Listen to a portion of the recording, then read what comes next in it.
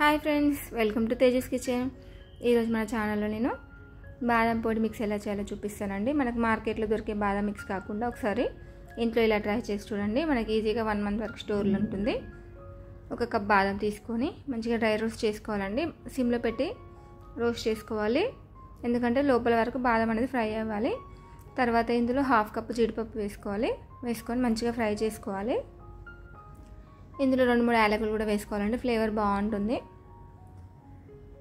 ఇవన్నీ మంచిగా ఫ్రై అయిన తర్వాత ఒక ప్లేట్లో వేసుకొని మొత్తం చల్లారిపోవాలండి. ఇది మొత్తం చల్లారిన తర్వాతనే మనం మిక్సీ పట్టుకోవాలి, లేదంటే మనకి ఇది పేస్ట్ లాగా అవుతుంది అనమాట. ఇప్పుడు చూడండి, ఇది మొత్తం చల్లారిపోయింది.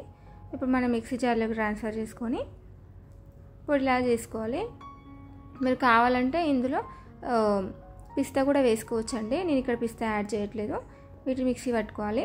తర్వాత ఇందులో కొంచెం కలర్ కోసం మనం కొంచెం పసుపు యాడ్ చేసుకుందాము. మీకు నచ్చకపోతే పసుపు స్కిప్ చేయొచ్చు, కానీ యాంటీబయాటిక్ కదా, హెల్త్కి మంచిది అనమాట. ఇందులో నేను ఒక 3 స్పూన్స్ షుగర్ కూడా యాడ్ చేశానండి. షుగర్ అనేది మన టేస్ట్ తగ్గట్టు యాడ్ చేసుకోవాలి. షుగర్ కూడా వేసి మంచిగా మనం మిక్సీ పట్టాలి. అంతే అండి. మిక్సీ పట్టేసి మనం ఒక ఎయిర్ టైట్ కంటైనర్లోకి ట్రాన్స్ఫర్ చేసుకుని స్టోర్ చేసుకుంటే ఈజీగా 1 మంత్ వరకు ఉంటుంది. చాలా టేస్టీగా ఉంటుందండి.